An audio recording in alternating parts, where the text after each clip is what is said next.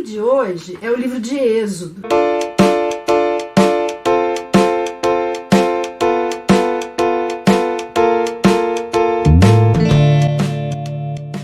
Significa, no grego, saída. Em hebraico é Weleh Shemot, que significa e estes são os nomes, que é assim que o livro começa no original. Foi escrito também por Moisés, mais ou menos na mesma época em que Gênesis foi escrito, e narra desde antes do nascimento de Moisés até o início da caminhada no deserto de Sinai. Vai de mais ou menos de 1600 a 1500 a.C.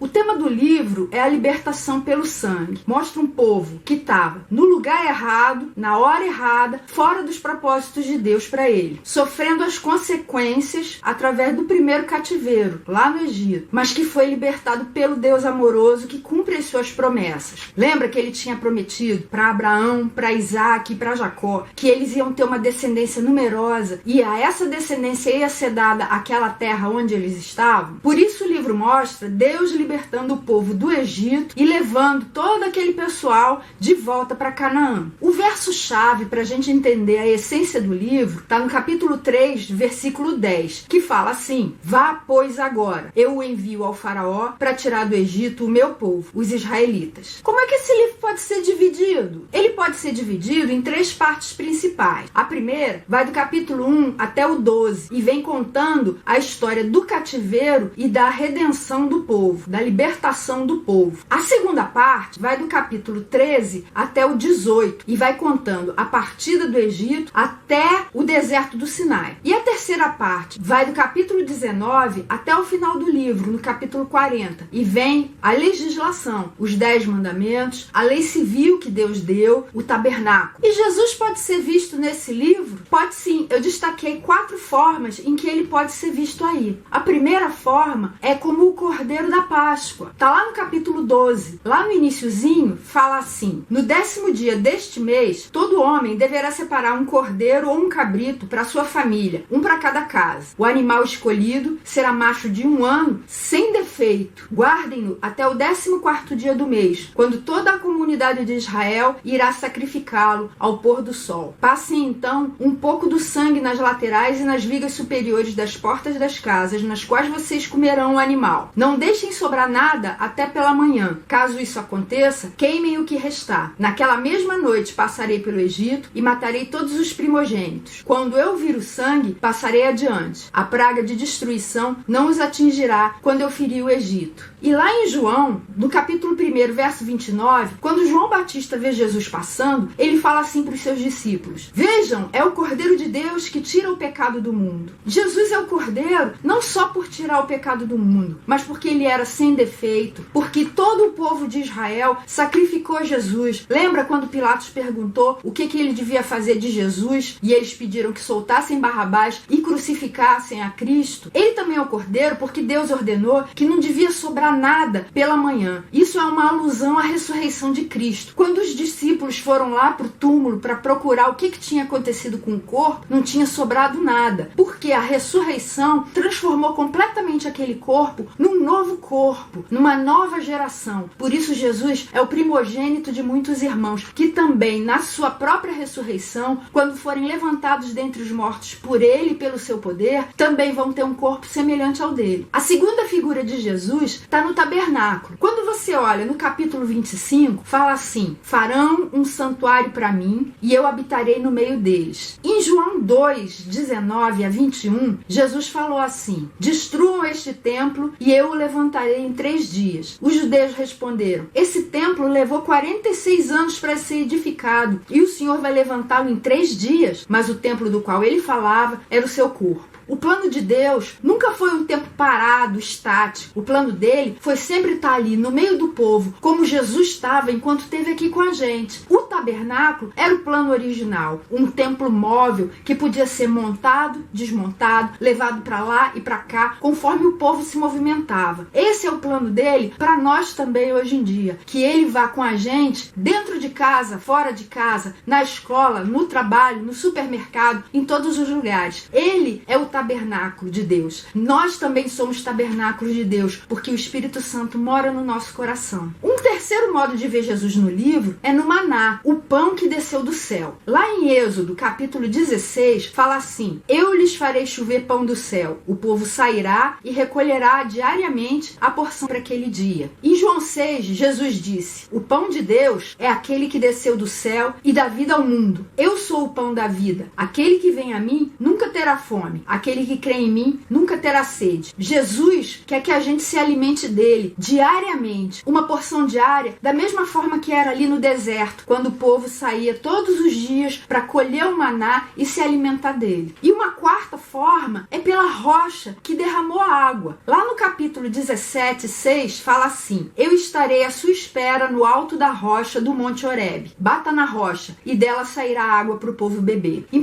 Coríntios 10, Paulo fala que todos comeram do mesmo alimento espiritual e beberam da mesma bebida espiritual, pois bebiam da rocha espiritual que os acompanhava, e essa rocha era Cristo. Jesus também foi ferido como aquela rocha. Ele é a rocha firme dos séculos, da eternidade, onde a gente pode construir a nossa casa, toda a nossa vida, se apoiar e beber dela, porque ele foi ferido em nosso favor. Além disso, vocês lembram quando ele morreu, que o guarda, para confirmar se ele tinha morrido mesmo, espetou o lado dele e saiu água? Essa água também está tipificada aqui. Da rocha saiu a água que verteu do corpo de Jesus, e da rocha também saiu a água que tipifica a água que a gente bebe quando a gente vai a ele. E que aplicações práticas eu posso tirar de Êxodo para minha vida? A primeira é a respeito de Moisés. Ele passou 40 anos achando que ele era alguém, passou mais 40 anos aprendendo que ele não era ninguém, e outros 40 anos aprendendo o que Deus pode fazer com um João Ninguém. Quem disse isso não fui eu não, foi Moody. Lá em Atos 7, Estevão estava explicando assim para o povo de Israel. Ao completar 40 anos, Moisés decidiu visitar seus irmãos israelitas. Ao ver um deles sendo maltratado por um egípcio, saiu em defesa do oprimido e o vingou, matando o egípcio. Ele pensava que seus irmãos compreenderiam que Deus o estava usando para salvá-los, mas eles não o compreenderam. No dia seguinte, Moisés dirigiu-se a 2 israelitas que estavam brigando e tentou reconciliá-los, dizendo: homem, vocês são irmãos, por que ferem um ao outro? Mas o homem que maltratava o outro empurrou Moisés e disse: quem o nomeou líder e juiz sobre nós? Quer matar-me como matou o egípcio ontem? Ouvindo isso, Moisés fugiu para Midian, onde ficou morando como estrangeiro e teve 2 filhos. Passados 40 anos, apareceu a Moisés um anjo nas labaredas de uma sarça em chamas no deserto, perto do Monte Sinai. Ele o tirou de lá, fazendo maravilhas e sinais no Egito, no Mar Vermelho e no deserto durante 40 anos. Uma segunda lição que a gente pode extrair é que o sangue do cordeiro libertou o povo da morte e da escravidão, mas o cordeiro não era para ser só sacrificado, ele era para ser comido também. Isso está lá em Êxodo 12. Se você for olhar em Hebreus capítulo 9, fala que sem derramamento de sangue não há perdão. E João 6, a partir do versículo 54, fala: todo aquele que come a minha carne e bebe o meu sangue tem a vida eterna, e eu o ressuscitarei no último dia. Da mesma forma como o Pai que vive me enviou, e eu vivo por causa do Pai, assim aquele que se alimenta de mim viverá por minha causa. É a gente sendo libertado pelo sangue de Jesus e se alimentando da carne dele, da vida dele. Ou seja, depois da salvação vem o alimento, a adoração, a comunhão, a santificação e o serviço. E a terceira lição que eu percebi é que logo depois da libertação, Deus mandou o povo para o deserto, um lugar de sofrimento, de aridez, onde tudo é muito mais difícil de se conseguir: alimento, roupa, proteção. E no meio disso tudo, Deus providenciou todas as coisas de que eles iriam precisar. Olha só, em Êxodo 14, fala que Deus providenciou proteção. O anjo de Deus que ia à frente dos exércitos de Israel retirou-se, colocando-se atrás deles. Os egípcios não puderam aproximar-se dos israelitas durante toda a noite. Deus providenciou também alimento. No capítulo 16, mostra que Deus mandou o maná do céu. Deus providenciou água também. Lembra a rocha que foi ferida? Está lá no capítulo 17. Deus providenciou também o conhecimento da sua vontade através dos 10 mandamentos. Isso está lá no capítulo 20. E providenciou comunhão com Ele mesmo. No capítulo 25,